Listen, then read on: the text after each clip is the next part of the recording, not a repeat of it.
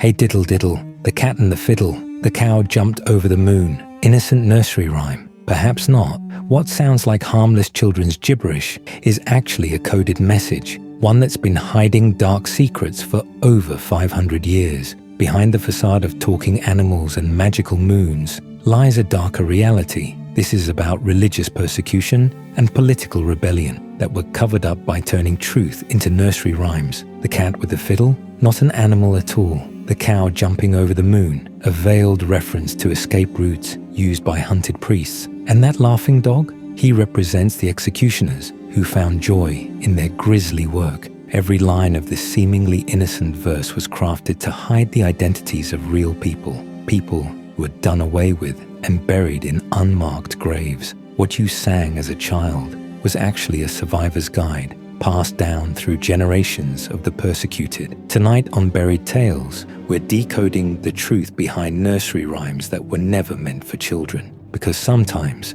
the most disturbing stories hide behind the most innocent words. Welcome to the real meaning of a Hey Diddle Diddle, where every verse is a tombstone. Hey diddle diddle, the cat and the fiddle, the cow jumped over the moon, the little dog laughed to see such sport, and the dish ran away with the spoon. These seemingly innocent words have been whispered by children for centuries, but their true origins remain buried in shadows. What we know for certain is unsettling. This bizarre collection of images has haunted human consciousness for at least 500 years, with some scholars suggesting its roots stretch back over a millennium into the darkest corners of medieval Europe. In early illuminated manuscripts, scribes obsessively drew cats clutching fiddles, an image so persistent it feels almost ritualistic. But why? What compelled medieval artists to repeatedly depict this strange scene? The third line gave birth to the British expression,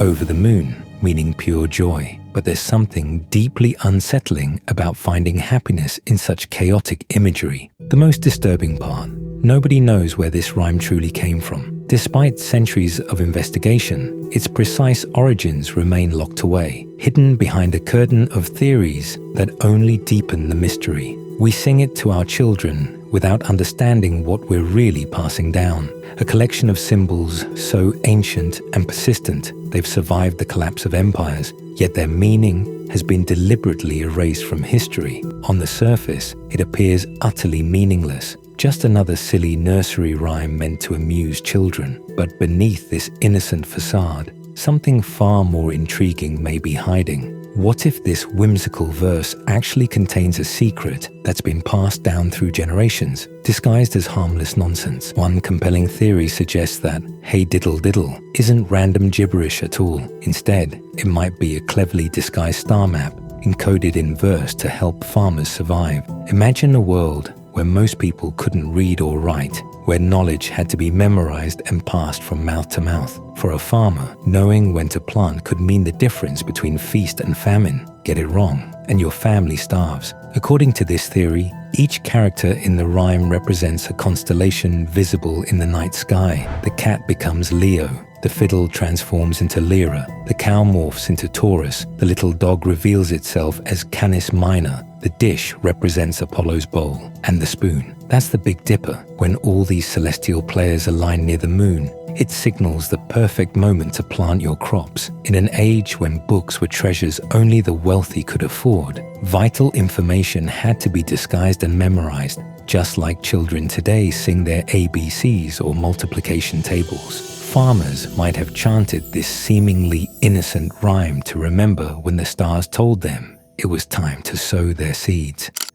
The theory remains unproven, a tantalizing possibility that demands more investigation, but it reveals something haunting about our past, how desperate people became to preserve knowledge, hiding survival secrets in plain sight, wrapped in the innocent laughter of children's songs. When we dig into the dark origins of nursery rhymes, we inevitably uncover historical scandals and pivotal moments that shaped entire nations. The word diddle offers us our first clue, a peculiar choice that means to cheat or swindle someone out of what rightfully belongs to them. It's this sinister definition that leads some researchers to believe this innocent-sounding rhyme might actually be rooted In one of history's most devastating royal betrayals, picture a dimly lit chamber on a bitter winter morning in 1518. Catherine of Aragon had entered her 8th month of pregnancy and began her lying in, a period where she withdrew completely from court life,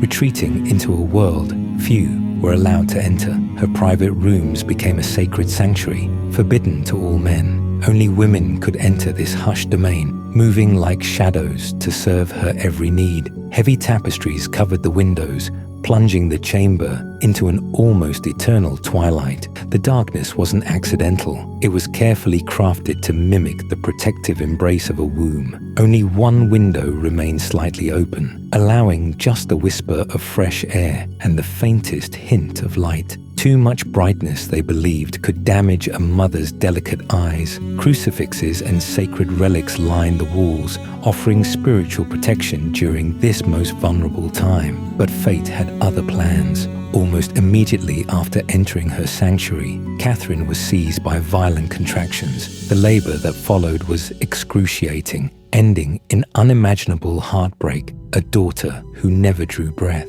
This child represented more than just personal loss. It was the final crushing blow to Catherine's hopes of providing Henry VIII with a male heir. This wasn't her first tragedy. As Henry's first wife, Catherine had endured pregnancy after pregnancy, watching child after child slip away in infancy. Only one daughter had survived, and now, with this final loss, her last chance to secure the Tudor dynasty had vanished forever. King Henry became consumed with a terrifying belief that God himself was punishing him. The roots of this obsession stretched back decades to a marriage that should never have been. In 1501, Catherine of Aragon had married Henry's older brother Arthur when they were both just 15 years old. But fate had other plans. Arthur fell desperately ill and died just 3 months after their wedding, leaving behind a teenage widow and a kingdom's worth of political complications. Henry, still young and perhaps naive,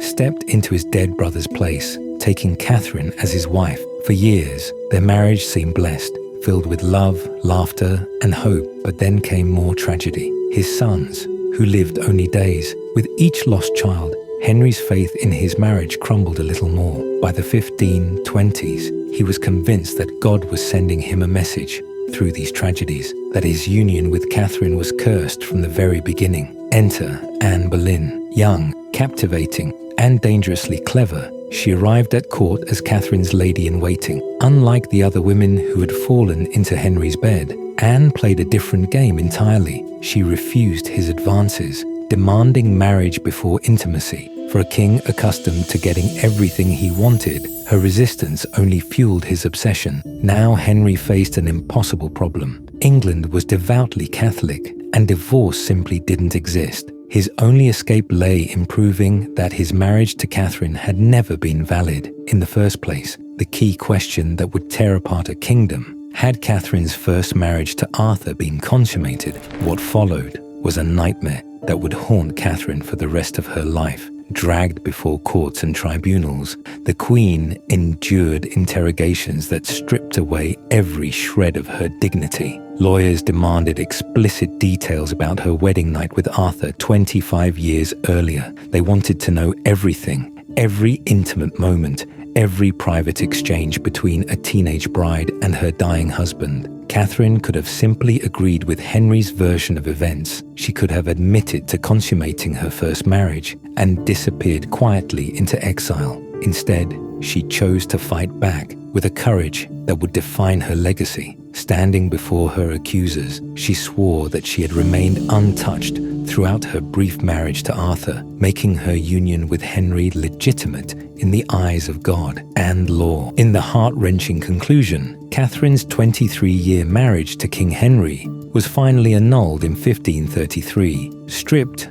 of her royal title, she was banished from court and cruelly separated from her only surviving child, Mary. The woman who had once ruled England would never see her beloved daughter again, but Catherine refused to surrender her identity. Until her dying breath, she called herself the rightful Queen of England, Henry's lawful wife by divine right. She signed every document, Catherine the Queen. In her final letter to Henry, She addressed him as "my most dear Lord, King and husband," closing with words that still echo through history. "Mine eyes desire you above all things." This unwavering devotion earned her the nickname Catherine la Fidel, Catherine the Faithful. And here's where the story takes a chilling turn. It doesn't take much imagination to connect this name to the cat and the fiddle. Catherine had been diddled, tricked, cheated out of her rightful place. In the cryptic verses, the dish running away with the spoon becomes a perfect metaphor for Anne Boleyn's brazen theft of both king and crown. What's even more unsettling, Catherine held a sacred place in Catholic hearts. They saw her as England's true queen. After her annulment, taverns named the Cat and Fiddle began appearing across the countryside. Coincidence? Or were these establishments secret shrines, coded tributes to a faithful queen destroyed by her husband's lust for power? The evidence remains tantalizingly indirect, but the pattern is undeniable. Sometimes the most innocent nursery rhymes carry the darkest secrets of all. But there's another theory that pulls us into the smoky, rowdy world of 17th century taverns, a world where "Hey Diddle Diddle" might have been born from something far more earthly than celestial nonsense. Enter the Cat and Fiddle public houses, where patrons gathered not just to drink, but to play a violent game called Tip-Cat. This wasn't your grandmother's parlor game. Players wielded wooden sticks to launch a small piece of wood, the cat, high into the air, then attempted to bat it as far as possible while it fell. Think of it as a brutal ancestor to baseball, where bones could break and tempers flared. The game was ruthless. Players sprinted around circular bases while opponents scrambled to retrieve the wooden projectile and hurl it back to home base. Earlier versions involved gambling on distances, with four-sided wooden cats determining points based on how they landed. Sweat and ale flowed freely as these tavern warriors battled for bragging rights. Now, suddenly, our innocent nursery rhyme takes on a darker edge. Diddle meant to waste time aimlessly, exactly what these tavern patrons were doing. The fiddle provided the soundtrack to their debauchery. The little dog laughed to see such sport, transforms from whimsical nonsense into the cruel laughter of spectators watching grown men brutalize each other over a game. The cow jumping over the moon, that vast circular playing field stretching beneath the night sky. Players leaping over bases with desperate agility, their bodies silhouetted against the moonlight. The dish and spoon running away, perhaps the most chilling detail of all. Players so consumed by their violent obsession that they abandoned their meals, letting the innkeeper clear away their untouched food as they lost themselves in the brutality of the game. Many wild theories have emerged over the centuries,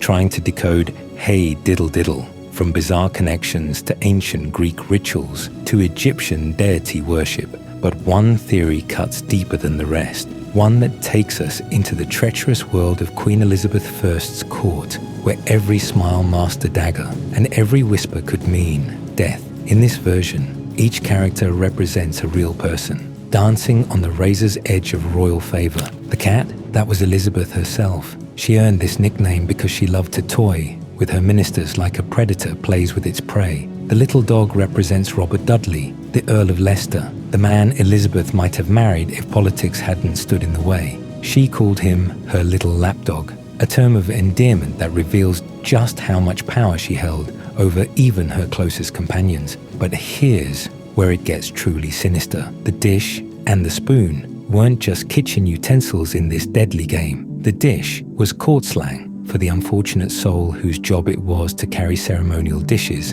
at state dinners. The spoon referred to a lady-in-waiting with perhaps the most terrifying job in the palace, tasting the queen's food to ensure it wasn't poisoned. Every meal could be her last. Some historians whisper that a forbidden romance bloomed between these two servants, two people whose very survival depended on Elizabeth's whims, in a court where love could be treason and a single misstep meant the executioner's block. Even the staff lived under a shadow of fear. This wasn't just palace gossip. This was life and death in Tudor England, where the walls had ears and every nursery rhyme might be hiding the darkest secrets of the realm. Under the cover of Elizabeth's absence, Catherine embarked on a journey that would seal her doom. At the Earl's estate, With only Edward's sister Jane as witness, they spoke vows in secret. The flickering candlelight cast dancing shadows as passion consumed them through one stolen night. But as dawn approached, Catherine slipped back to court, carrying a secret that could destroy them both. In the months that followed, their forbidden love thrived in darkness. Stolen glances across crowded rooms, desperate embraces in hidden corridors. They were playing with fire, and they knew it. But love makes fools of us all, doesn't it? Their dangerous game couldn't last. Sir William Cecil, the Queen's watchful Secretary of State, caught wind of Hertford's affections. Sensing the threat to royal order, he orchestrated what seemed like a suggestion but felt like a command. Hertford must leave England immediately. Even the Earl's own mother turned against him, hoping to salvage her family's standing with the Queen. With no choice but to obey, Hertford departed, abandoning his secret bride to face what was coming, alone. Catherine's heart carried more than grief. She suspected she carried the consequence of their passion. Wrestling with impossible choices, she considered confessing their marriage to Elizabeth, but tragedy struck first. Jane, her dear friend and sister-in-law, fell gravely ill and died, taking their secret to the grave. As months passed, Catherine's condition became impossible to hide. The truth exploded like a powder keg. Elizabeth's rage was volcanic. Her royal bloodline, threatened by this betrayal, cut deeper than any political slight. Catherine found herself dragged to the Tower of London, that stone monument to royal displeasure. When Hertford was summoned back from Europe, he joined his wife in those cold cells. Even his own mother abandoned him, desperately pledging loyalty to the furious Queen. Behind the cold stone walls of the Tower of London, something extraordinary happened. Catherine gave birth to a healthy son, Edward, on September 21st, 1561. Queen Elizabeth had commanded their separation, but even her iron will couldn't break what existed between Catherine and Hertford. The prison guards, witnessing a love so pure it seemed to defy nature itself, made a choice that would seal their fate forever. They allowed the lovers to remain together. 2 years later, a second son arrived, living proof that love had conquered the Queen's fury. But this defiance came with a price that would destroy them both. When word reached Elizabeth's court, her rage was biblical. She tore the couple apart, placing them in separate prisons miles from each other, and crushed Hertford with a fine of £15,000. That's 3.5 million in today's money, a sum designed not just to punish, but to obliterate. Catherine would never see her husband again. Locked away in her cell, she slowly withered, her heart breaking a little more each day. In 1567, at just 27 years old, she died, not from disease or violence, but from something far more tragic. She died from love itself, her final breath spent begging for Hertford's freedom. Here's where it gets chilling. Could Catherine and Hertford be the dish and spoon from our innocent nursery rhyme? Two lovers who dared to run away together, only to be hunted down by a wrathful queen. The timing fits perfectly with Elizabeth's court, but like so many dark truths buried beneath children's songs, the evidence remains frustratingly just out of reach. If we dig deeper for hard evidence beyond the familiar version we know today,